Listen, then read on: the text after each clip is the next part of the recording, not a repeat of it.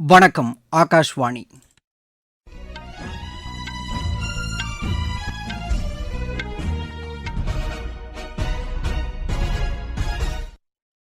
செய்திகள் வாசிப்பவர் பாலசுப்ரமணிய கன்னியப்பன். தலைப்புச் செய்திகள். குடியரசுத் தலைவர் திருமதி திரௌபதி முர்மு கர்நாடக மாநிலம் கடம்பா கடற்படை தளத்தை நாளை பார்வையிடுகிறார். சீக்கிய குரு கோபிந்த் சிங்கின் பிறந்தநாள் இன்று பர்காஸ் விழாவாக கொண்டாடப்பட்டது. பங்களாதேஷ் பொதுத் தேர்தலில் ஜமாத் இஸ்லாமிக் கட்சியுடன் தேசிய மக்கள் கட்சி கூட்டணி அமைப்பதற்கு அக்கட்சியின் மகளிர் உறுப்பினர்கள் எதிர்ப்பு தெரிவித்துள்ளனர். யுக்ரைன் தலைநகர் கீவில் ரஷ்யா இன்று கடும் தாக்குதல் நடத்தியுள்ளது. தேசிய துப்பாக்கிச் சுடுதல் போட்டியின் மகளிர் 50 மீட்டர் ரைபிள் பிரிவில் திலோத்தமா சென் தங்கப்பதக்கம் வென்றார். இனி விரிவான செய்திகள். குடியரசுத் தலைவர் திருமதி திரௌபதி முர்மு கர்நாடக மாநிலம் கடம்பா கடற்படை தளத்தை நாளை பார்வையிடுகிறார். கோவாவில் இருந்த கர்வார் செல்லும் அவரை கர்நாடக ஆளுநர் திரு தாவர்சந்த் கெலாட் உள்ளிட்டோர் வரவேற்க உள்ளனர். கர்வார் துறைமுகத்திலிருந்து இந்திய கடற்படையின் நீர்மூழ்கி கப்பலில் குடியரசுத் தலைவர் திருமதி திரௌபதி முர்மு பயணம் செய்ய உள்ளார். விசாகப்பட்டினத்தில் கடந்த 2006ஆம் ஆண்டு நீர்மூழ்கி கப்பலில் பயணம் செய்த மறைந்த முன்னாள் குடியரசுத் தலைவர் டாக்டர் அப்துல் கலாமிற்கு பிறகு நீர்மூழ்கி கப்பலில் பயணிக்கும் இரண்டாவது குடியரசுத் தலைவர் இவர் என்பது குறிப்பிடத்தக்கது. குடியரசுத் தலைவரின் வருகையொட்டி கர்வார் கடலோரப் பகுதியில் பாதுகாப்பு பலப்படுத்தப்பட்டுள்ளதாக எமது செய்தியாளர் தெரிவிக்கிறார். கர்வாரிலிருந்து மஜாலி வரையிலான கடற்பகுதியில் மீனவர்கள் மீன்பிடிக்கவும் தடை விதிக்கப்பட்டுள்ளது. சீக்கிய குரு கோபிந்த் சிங்கின் பிறந்தநாள் இன்று பர்காஷ் விழாவாக கொண்டாடப்படுகிறது. இந்நாளையொட்டி குடியரசுத் தலைவர், பிரதமர் உள்ளிட்டோர் மக்களுக்கு வாழ்த்து தெரிவித்துள்ளனர். குடியரசுத் தலைவர் திருமதி திரௌபதி முர்மு வெளியிட்டுள்ள சமூக வலைதள பதிவில் ஸ்ரீகுரு கோபிந்த் சிங் எதிரிகளை தீரமாக எதிர்கொண்டதாகவும் நீதியையும் சுயமரியாதை கொள்கையையும் காக்க மக்களை ஒருங்கிணைத்ததாக கூறினார். பிரதமர் திரு நரேந்திர மோடி விடுத்துள்ள சமூக வலைதள பதிவில் சீக்கியர்களின் 10வது குருவான கோபிந்த் சிங் தமது வாழ்க்கையை போதனைகள் மூலம் மக்களுக்கு எடுத்துரைத்ததாக கூறினார். அவரது தன்னலமற்ற சேவை இப்போதும் ஊக்கமளிப்பதாக பிரதமர் தெரிவித்தார். மத்திய இணையமைச்சர் டாக்டர் ஜிதேந்தர் சிங் புனேயில் நாளை மறுநாள் நடைபெறும் மத்திய அரசு மற்றும் வங்கி ஊழியர்களுக்கான ஓய்வுக்கு பிந்தைய ஆலோசனை குறித்த கருத்தரங்கை தொடங்கி வைக்கிறார். ஓய்வு பெறும் ஊழியர்களின் நலனுக்காக இந்த கருத்தரங்கை நடத்த உள்ளதாக மத்திய அரசு தெரிவித்துள்ளது. இந்த கருத்தரங்கில் ஓய்வு பெறவுள்ள ஊழியர்களுக்கான பல்வேறு தகவல்கள் குறித்து விரிவாக விவாதிக்கப்படும். ஓய்வூதியம், பவிஷ்யா இணையதளம், ஒருங்கிணைந்த ஓய்வூதியதாரர்களுக்கான இணையதளம், டிஜிட்டல் வாழ்நாள் சான்று உள்ளிட்டவை குறித்த விழிப்புணர்வு இந்த கருத்தரங்கில் இடம்பெறும். மாநிலங்களின் தலைமைச் செயலர்கள் பங்கேற்றுள்ள தேசிய மாநாட்டின் 3ஆம் நாள் அமர்வு பிரதமர் திரு நரேந்திர மோடி தலைமையில் புதுதில்லியில் நாளை நடைபெறுகிறது. நேற்று தொடங்கிய இந்த 3 நாள் மாநாட்டில் மத்திய மாநில அரசுகளிடையான நல்லுறவை மேலும் வலுப்படுத்துவது குறித்து விரிவாக விவாதிக்கப்பட்டு வருகிறது. பிரதமர் திரு நரேந்திர மோடி மக்களிடையே மனம் திறந்து பேசும் மன் கி பாத் நிகழ்ச்சி அகில இந்திய வானொலியில் நாளை காலை 11 மணிக்கு ஒலிபரப்பாகிறது. நாட்டில் உள்ள அனைத்து வானொலி நிலையங்களும் இதனை அஞ்சல் செய்யும்.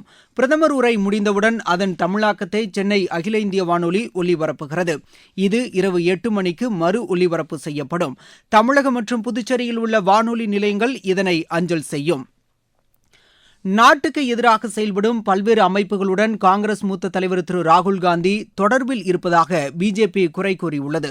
புதுதில்லியில் இன்று செய்தியாளர்களிடம் பேசிய பிஜேபி செய்தி தொடர்பாளர் திரு சுதான்ஷு திரிவேதி நாட்டின் ஜனநாயகத்திற்கு எதிராக திரு ராகுல்காந்தி பேசி வருவதாக தெரிவித்தார். வளர்ச்சியடைந்த இந்தியாவிற்கான ஊரக வேலை உறுதி மற்றும் வாழ்வாதார இயக்கத்தில் கிராமப்புற மக்களுக்கு ஆண்டுக்கு 125 நாள் வேலைக்கு உத்தரவாதம் அளிக்கப்பட்டிருப்பதற்கு பல்வேறு தரப்பினரும் வரவேற்பு தெரிவித்து வருகின்றனர். இந்த திட்டத்தின் கீழ் வேலை நாட்களை அதிகரித்திருப்பது தங்களுக்கு உதவியாக இருக்கும் என்று வேலூர் மாவட்ட பயனாளிகள் தெரிவித்தனர். என் பேர் ஜோதி, கீழ் ஆலத்தூர் புதுமனையில் இருக்கிறோம். இந்த 100 நாள் வேலை திட்டத்தில் நாங்கள் வேலை செய்கிறோம். இது முன்ன 100 நாள் இருந்தது, இப்போ 125 நாளாக உயர்த்தியிருக்காங்க.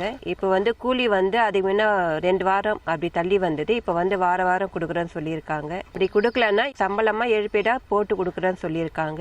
இந்த காசு வச்சு நாங்கள் சின்ன சின்ன தேவைகள்லாம் பண்ணிக்கிறோம், அரிசி வாங்கிக்கிறோம், பசங்களுக்கு படிப்பு செலவு எல்லாம் பார்த்துக்கிறோம். மத்திய அரசுக்கு ரொம்ப நன்றி. என் பேர் அஞ்சலி தேவி.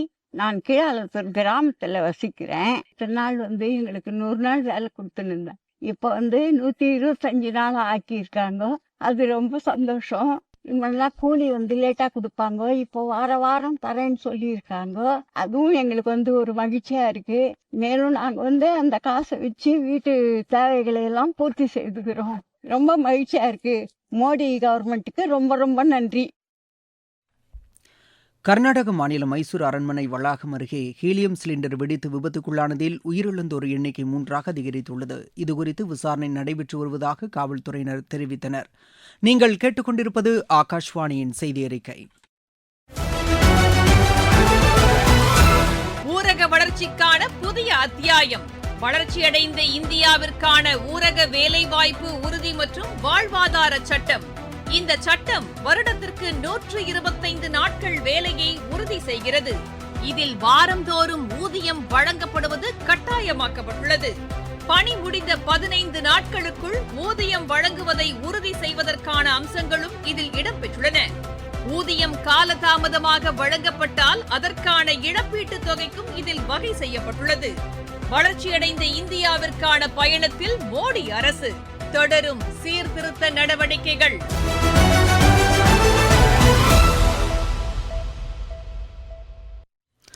பங்களாதேஷில் அடுத்த ஆண்டு பிப்ரவரி 12ஆம் தேதி நடைபெறவுள்ள தேர்தலில் பங்களாதேஷ் ஜமாத்தே இஸ்லாமி கட்சியுடன் தேசிய மக்கள் கட்சி கூட்டணி அமைப்பதற்கு அக்கட்சியின் மகளிர் உறுப்பினர்கள் எதிர்ப்பு தெரிவித்தனர்.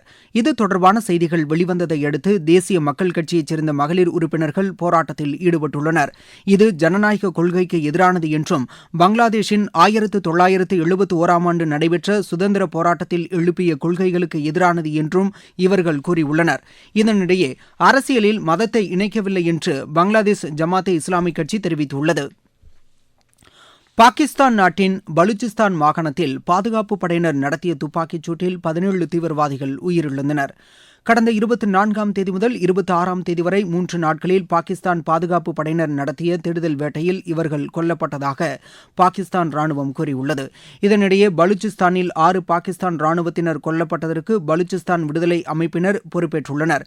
இது தொடர்பாக அந்த அமைப்பின் செய்தி தொடர்பாளர் மேஜர் பலோச் விடுத்துள்ள அறிக்கையில் சூரப் பசார் மற்றும் பசோல் ராணுவ முகாமிலும் பாதுகாப்பு படையினர் மீதும் நடத்திய தாக்குதலில் ராணுவத்தினர் கொல்லப்பட்டதாக கூறப்பட்டுள்ளது. பாகிஸ்தானிலிருந்து சுதந்திரம் பெறுவதற்காக பலூச்சிஸ்தான் மக்கள் போராடி வருவது குறிப்பிடத்தக்கது. யுக்ரைன் தலைநகர் கீவில் ரஷ்யா இன்று கடும் தாக்குதல் நடத்தியுள்ளது. இதில் ஒருவர் உயிரிழந்ததாகவும் 30க்கும் மேற்பட்டோர் காயமடைந்துள்ளதாகவும் யுக்ரைன் தெரிவித்துள்ளது. யுக்ரைன் அதிபர் திரு ஜெலன்ஸ்கி நாளை அமெரிக்காவின் புளோரிடாவில் அதிபர் திரு டொனால்டு டிரம்புடன் பேச்சுவார்த்தை நடத்தவுள்ள நிலையில் ரஷ்யா இந்த தாக்குதலை நடத்தியுள்ளது.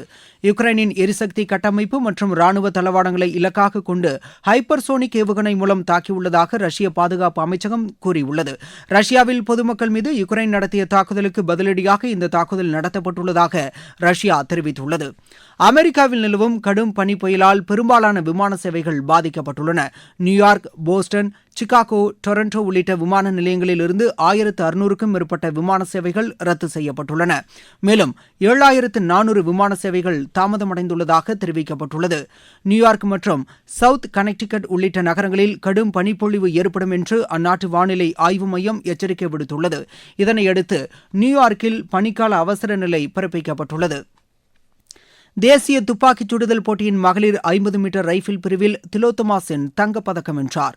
போபாலில் நடைபெற்ற இப்போட்டியில் கர்நாடகாவின் திலோத்தமா முதலிடத்தையும் கேரளாவின் விதர்சா வெள்ளிப்பதக்கத்தையும் ரயில்வேயின் அயோனிகா வெண்கலப் பதக்கத்தையும் வென்றனர். மான்ஸ்டர் சர்வதேச டென்னிஸ் போட்டியில் இந்தியாவின் மனாஸ் தாம்னே இறுதி ஆட்டத்திற்கு முன்னேறியுள்ளார். ஆடவர் ஒற்றையர் பிரிவில் அரையிறுதி ஆட்டத்தில் அவர் 7-5, 6-4 என்ற செட் கணக்கில் பிரான்சின் மொய்சே கௌமேவை வென்றார். சோலாப்பூரில் நடைபெற்று வரும் சர்வதேச டென்னிஸ் போட்டியில் இந்தியாவின் வைஷ்ணவி அட்கர், அங்கிதா ரெய்னா இணை பட்டம் வென்றது. மீண்டும் தலைப்புச் செய்திகள். குடியரசுத் தலைவர் திருமதி திரௌபதி முர்மு கர்நாடக மாநிலம் கடம்பா கடற்படை தளத்தை நாளை பார்வையிடுகிறார். சீக்கிய குரு கோபிந்த் சிங்கின் பிறந்தநாள் இன்று பர்காஷ் விழாவாக கொண்டாடப்பட்டது. பங்களாதேஷ் பொதுத் தேர்தலில் ஜமாத் இஸ்லாமி கட்சியுடன் தேசிய மக்கள் கட்சி கூட்டணி அமைப்பதற்கு அக்கட்சியின் மகளிர் உறுப்பினர்கள் எதிர்ப்பு தெரிவித்தனர். யுக்ரைன் தலைநகர் கீவில் ரஷ்யா இன்று கடும் தாக்குதல் நடத்தியுள்ளது. தேசிய துப்பாக்கிச் சுடுதல் போட்டியின் மகளிர் 50 மீட்டர் ரைபிள் பிரிவில் திலோத்தமா சென் தங்கப்பதக்கம் வென்றார். இத்துடன் இந்த செய்தி அறிக்கை நிறைவடைகிறது. எமது செய்திகளை சமூக வலைதள பக்கங்களில் AR நியூஸ் சென்னை என்ற முகவரியிலும் RNU சென்னை என்ற யூடியூப் சேனலிலும் உடனுக்குடன் அறிந்து கொள்ளலாம்.